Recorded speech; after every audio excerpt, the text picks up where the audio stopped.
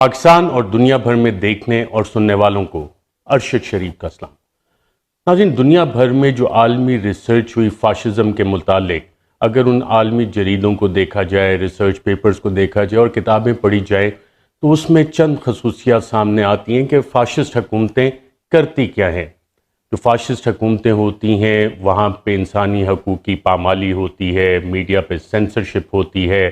جو اپوزیشن ہوتی ہے اس کو کسی نہ کسی طرح سے کچلنے کی کوشش کی جاتی ہے، تمام حکومتی جو ادارے ہیں ان کو استعمال کیا جاتا ہے، الیکشنز یا تو فراڈ کے ذریعے ہوتے ہیں یا الیکشنز کو مینیپولیٹ کیا جاتا ہے، لوگ جو ہیں ان کی زندگی اور ان کے جو حقوق ہیں، بنیادی انسانی حقوق، وہ پامال کیے جاتے ہیں، اور اس حوالے سے بہت سی انٹرنیشنل سٹڈیز ہیں، آپ بھی وہ جا کے دیکھ سکتے ہیں۔ اور جب ہم آج کے پاکستان پہ ناظرین نظر ڈالتے ہیں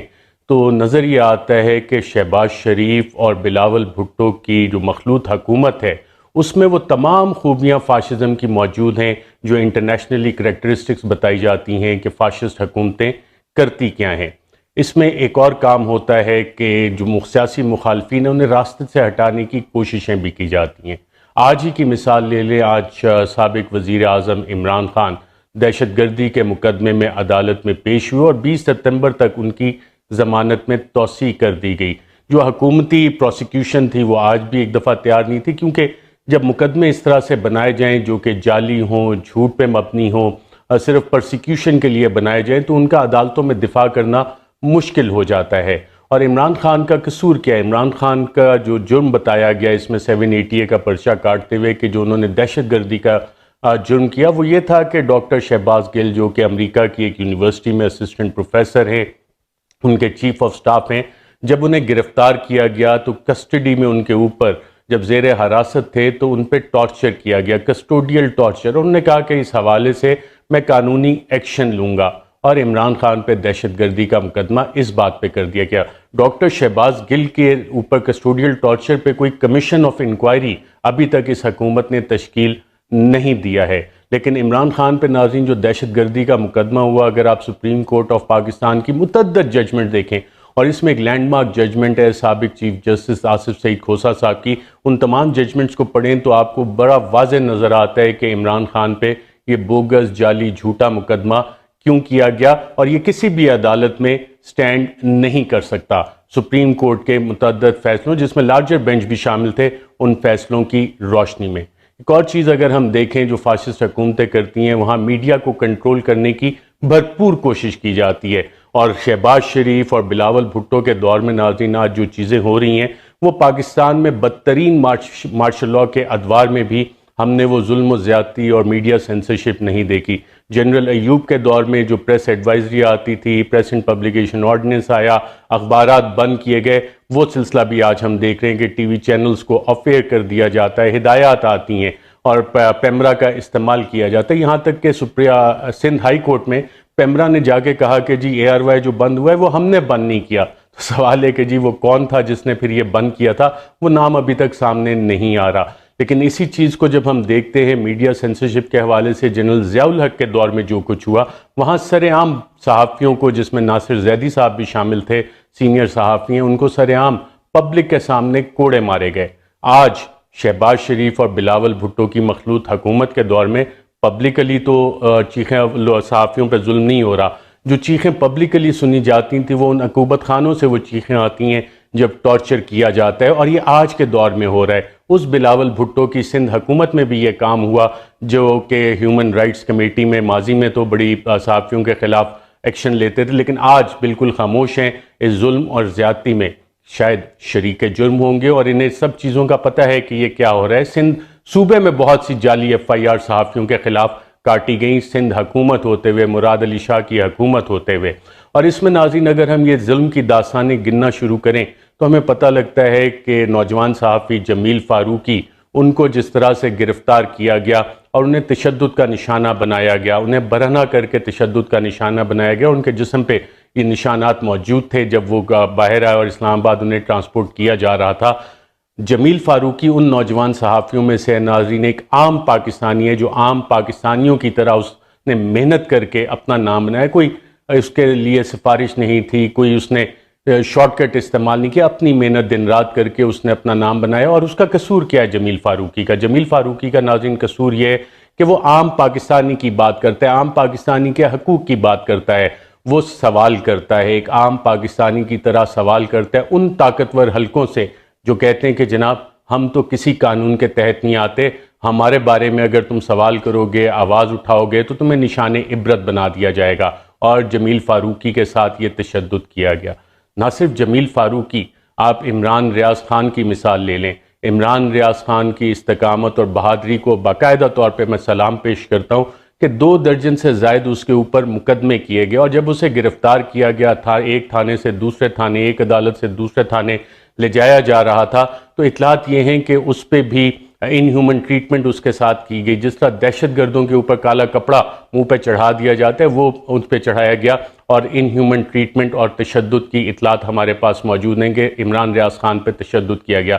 لیکن سلام ہے عمران ریاض خان کو کہ جب اس کو موقع ملا اس نے ہمیشہ پاکستان زندہ باد کا نعرہ لگایا. عماد یوسف جو ARY نیوز کے ہیڈ آف نیوز اور کرنٹ افیئرز ہیں، ان کے گھر جس طرح رات کو ریڈ کی گئی، اس طرح دہشت گردوں کو ریڈ کر کے اٹھایا جاتا ہے. اس کے معصوم بچے آج بھی اس ریڈ کی وجہ سے جو پرائیویسی آف ہوم انویڈ کی گئی سندھ میں، سندھ حکومت جہاں پاکستان پیپلز پارٹی کی حکومت ہے، بلاول بھٹو زرداری کی پیپلز پارٹی کی حکومت ہے، وہاں سے عماد یوسف کو رات کو اٹھایا گیا، مڈ نائٹ ریڈ کر کے اٹھایا گیا فیملی کے سامنے. اور جس طرح سے دیواریں پھلانگ کے وہاں پہ انٹر ہوئے تھے، وہ کارروائی کس طرح کی تھی؟ خوف و ہراس پھیلانے کے لیے، تاکہ باقیوں کے لیے بھی یہ مثال بنے. اور پھر عماد یوسف کے ساتھ بھی کسٹڈی میں ان ہیومن ٹریٹمنٹ کی گئی کہ تاکہ آئندہ جو شخص محنت کرتا ہے، صبح سے شام تک اپنے کام سے کام تعلق رکھتا ہے، صحافت کرتا ہے، اس کے ساتھ بھی ان ہیومن ٹریٹمنٹ کی گئی. ایاز امیر صاحب پاکستان کی صحافت کا انتہائی معتبر نام، سینئر صحافی، دہائیاں انہوں نے دیکھی اور ہر کسی کو انہوں نے سوال کیا. جب ایک رجیم چینج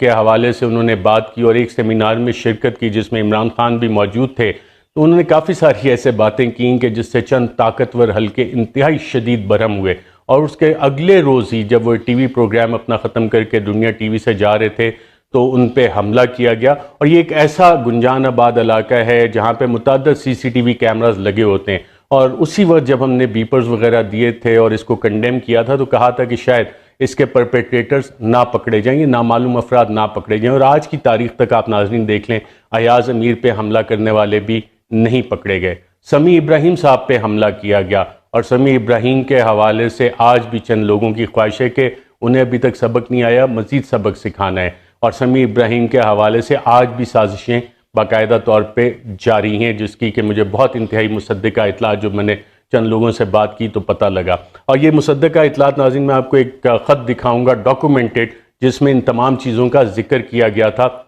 وہ تھوڑی دیر میں آپ کو بتاتا ہوں. لیکن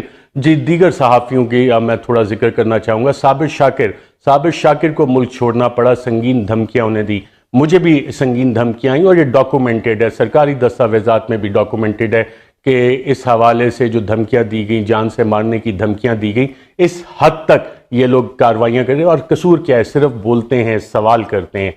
خاور گھمن جو ARY کے بیورو چیف ہیں اسلام آباد کے، ان کے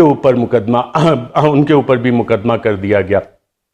صدیق جان حال ہی میں بیورو چیف بنے ہیں بولڈ ٹی وی کے، ان کو ڈرانے دھمکانے کا اور پریشرائز کرنے کا سلسلہ ہماری اطلاعات کے مطابق شروع ہو چکا ہے، اور ان کے حوالے سے بھی چند حلقوں میں کچھ بات چیت ہوئی ہے. جب ناظرین میں یہ ساری چیزوں کا ذکر کر رہا ہوں تو میں آپ کو ایک خط بتانا چاہتا ہوں جو میں نے 22 جولائی کو صدر مملکت، supreme commander of the arm forces, head of the state کو لکھا تھا، اور ایک اسی طرح کا خط honourable chief justice of Pakistan کو بھی لکھا تھا. اور اس میں ایک پیراگراف میں 22 جولائی کو میں نے بتایا تھا کہ کچھ انسکروپلس ایلیمنٹ صحافیوں کے خلاف یہ کارروائیاں کرنے کا پلان کر رہے ہیں. اور آپ اس خط میں جو نام لکھے ہوئے ہیں جب دیکھیں گے تو یہ کارروائیاں انہی صحافیوں کے خلاف ہوئی ہیں، اور یہ آلریڈی ڈاکومنٹڈ ہے. لیکن ان سب چیز پہ ناظرین آج کی تاریخ تک کوئی کمیشن نہیں بنا ہے. یہ تاریخ کا وہ سیاہ باب ہے میڈیا سینسرشپ کا جو شہباز شریف، بلاول بھٹو اور PDM کی حکومت میں رقم ہو رہا ہے. یہ سب کچھ کیا کیوں جا رہا ہے؟ میڈیا کی آواز دبانے کی کوشش کیوں کی جا رہی ہے؟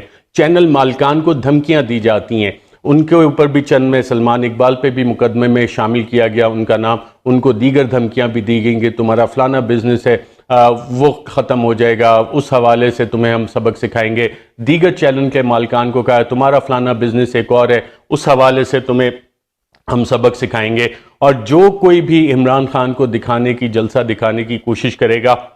اسے نشان عبرت بنا دیا جائے گا۔ فلاں صحافی کو آف ایئر کر دو، فلاں صحافی کو نوکری سے نکالو، پھر تم سے بات چیت ہوگی۔ یہ ساری چیزیں بیک گراؤنڈ میں چل رہی ہیں میڈیا کی سینسرشپ کے حوالے سے اس وقت جو حالات ہیں۔ لیکن یہ سب کچھ کیا کیوں جا رہا ہے؟ یہ سب کچھ کیا اس لیے جا رہا ہے کہ عمران خان، جس کے ساتھ اس وقت پاکستان کی عوام کھڑی ہے، وہ پاکستان کی قوم جو انتہائی ریزیلینٹ ہے، خوددار قوم ہے، محنت کرتی ہے، ایماندار قوم ہے، وہ عمران خان کے ساتھ کھڑی ہے۔ اور لوگوں کا خیال ہے جو یہ پی ڈی ایم کی حکومت ہے، اس کے اتحادی ہیں اور اس کے ہینڈلرز ہیں اور سہولت کار ہیں، کہ عمران خان کی پاپولیرٹی شاید میڈیا کی وجہ سے ہے۔ میڈیا کی وجہ سے نہیں، آپ نے میڈیا پہ سینسرشپ لگا کے بھی دیکھ لیا، پاکستان کے عوام عمران خان کے ساتھ کھڑے ہیں۔ اور آپ دیکھیں کہ کتنی نیچ اور گری ہوئی حرکت انہوں نے کی کہ جب عمران خان امریکہ میں، پاکستان میں جو فلڈ سے، سیلاب سے تباہ کاریاں ہوئیں، اس سے پاکستانیوں کے لیے امداد اکٹھی کر رہے تھے تو چینلز کو آف ایئر کیا گیا۔ عارف حمید بھٹی جو آلریڈی کھٹکتے ہیں بہت سارے حکمرانوں کو اور کافی سارے لوگوں کو، بڑی بے باک بات کرتے ہیں، پہلے انہیں آف ایئر کیا گیا، پھر ان کے چینل کو یہ دھمکیاں دی گئیں کہ اگر تم نے عمران خان کو دکھایا تو تمہارا چینل بند کر دیا جائے گا، اور کئی جگہ پہ جی این این کو بند بھی کیا گیا۔ عارف حمید بھٹی صاحب بھی ان سب چیزوں سے دل برداشتہ ہو کے ملک اس وقت چھوڑ چکے ہیں اور ایک دوسرے ملک میں اس وقت جا کے بیٹھے ہیں، کیونکہ پاکستان میں جو حالات ہیں اب جان سے مارنے کی دھمکیاں دی جا رہی ہیں۔ عارف حمید بھٹی پہ بھی 2 اٹیمپٹس ہوئے تھے، جس کے بعد عارف حمید بھٹی نے ملک چھوڑنے کا فیصلہ کیا۔ ٹیلی تھون عمران خان نے پہلی کی اور دوسری کی، اور اس میں اوورسیز پاکستانیوں نے جو عمران خان پہ اعتماد کرتے ہیں، پاکستانیوں نے جو عمران خان پہ اعتماد کرتے ہیں، دونوں ٹیلی تھون میں تقریباً 10 ارب سے زائد کے اماؤنٹ پلیج کیے ہیں پاکستانیوں کی مدد کرنے کے لیے۔ لیکن یہ حکومت، اس کے اتحادی اور اس کے سہولت کار اور ہینڈلرز، انہوں نے بھی اپیلیں کی تھیں، اور شرمندگی سے وہ یہ بھی نہیں بتاتے کہ ان کے اکاؤنٹس میں پاکستانی قوم نے کتنا پیسہ دیا۔ وہ یہ چیز آپ کو نہ بتا رہے ہیں، نہ بتائیں گے، بلکہ کوشش تو یہ کی گئی کہ جو عمران خان نے ٹیلی تھونز میں جو اکاؤنٹ دیے تھے، جب لوگ وہاں پیسے جمع کروانے گئے، کہتے نہیں اس میں نہیں، تم حکومت کے اس اکاؤنٹ میں پیسے جمع کرواؤ۔ بینکس کو یہ ہدایات اس حوالے سے دی گئی تھی، لیکن لوگوں کا اعتماد جو ہے وہ عمران خان کے اوپر ہے۔ اس وقت ناظرین حکومت کے حالات جو ہیں، اس حکومت کے، اس کے ہینڈلرز کے اور سہولت کاروں کے، وہ باقاعدہ رونے والے حالات ان کے ہوئے ہیں، اور اس کی وجوہات ہیں اور اس کا اظہار بلکہ ہم نے دیکھا بھی کہ ڈاکٹر مفتاح اسماعیل ایک پریس کانفرنس میں ہچکیاں لیتے ہوئے روتے نظر آئے۔ وہ تو پبلکلی چلے رو پڑے، لیکن جو اس کی حکومت کے ہینڈلرز ہیں، سہولت کار ہیں، اور یہ حکومت کے خود چند بند کمروں میں بیٹھ کے اپنا سر پیٹ رہے ہوتے ہیں کہ یہ ہوا کیا ہے۔ ہم عمران خان کے خلاف جو بھی قدم اٹھاتے ہیں، قوم اس کے ساتھ کھڑی ہو کے اس ساری کو ریورس کر دیتی ہے، اس قدم کو۔ ڈاکٹر مفتاح اسماعیل کے رونے کی ناظرین وجہ یہ نہیں ہے کہ انہیں پاکستانی قوم کا کوئی اتنا زیادہ دکھ تھا، اس کی اصل وجہ یہ ہے کہ ڈاکٹر مفتاح اسماعیل صاحب جب خفیہ ملاقاتیں کرتے تھے اور بتاتے تھے کہ جی تیل کی قیمت اتنی ہونی چاہیے، بجلی کی اتنی ہونی چاہیے، پریس کانفرنسز ریکارڈ پہ موجود ہیں، تو جب خفیہ ملاقاتیں کرنے جاتے تھے تو وہاں بھی وہ میٹھی گولیاں دیتے تھے، بہت سے سبز باغ دکھاتے تھے۔ اور آج کل حالت یہ ہے کہ ہر طرف سے، پارٹی کے اندر سے بھی اور دیگر جہاں پہ یہ خفیہ ملاقاتوں میں کہانیاں سناتے تھے، سب جگہ سے انہیں ڈانٹ پڑ رہی ہے کہ یہ تم نے کیا ہے پچھلے 6 ماہ میں، معیشت کا حال کیا ہے، ڈالر کو دیکھو، مہنگائی کو دیکھو۔ اور حالت اب ناظرین پاکستان کی اس وقت یہ ہو چکی ہے کہ آج اسد عمر صاحب نے ایک ٹویٹ کی اور اس میں کچھ انہوں نے امیج بھی شیئر کیا، اور بڑی خوفناک انہوں نے انفارمیشن اس حوالے سے شیئر کی کہ پاکستان کے جو بانڈز ہیں انٹرنیشنل مارکیٹس کا، ان پہ سے اعتماد اٹھ چکا ہے، اور یہ سب کچھ آئی ایم ایف پیکج آنے کے باوجود ہو رہا ہے۔ مارکیٹس سمجھ رہی ہے کہ پاکستان شاید ڈیفالٹ کرنے کی طرف جا رہا ہے، اور اسد عمر صاحب نے کہا کہ اس حکومت کا تمام فوکس شاید سوائے معیشت کی بہتری کے،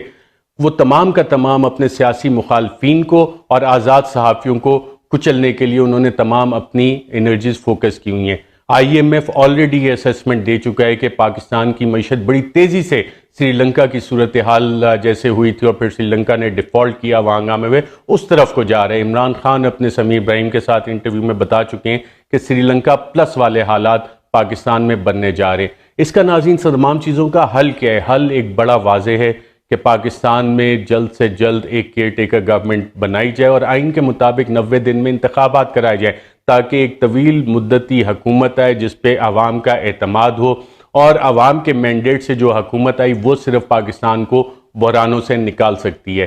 اگر یہ ایسا کام نہیں ہوا اور جتنا اس کو پرولونگ کرتے رہیں گے تو یہ حکومت، اس کے ہینڈلرز اور اس کے سہولت کاروں کے لیے مشکلات میں اضافہ ہوتا جائے گا۔ اللہ آپ سب کی اللہ آپ سب کی مشکلات آسان کرے اور پاکستان کے اچھے دن لائے، اور پاکستان کے لیے ہم سب نے مل کے کام کرنا ہے۔ آج کے لیے ناظرین اتنا ہی، اجازت دیجیے گا، اللہ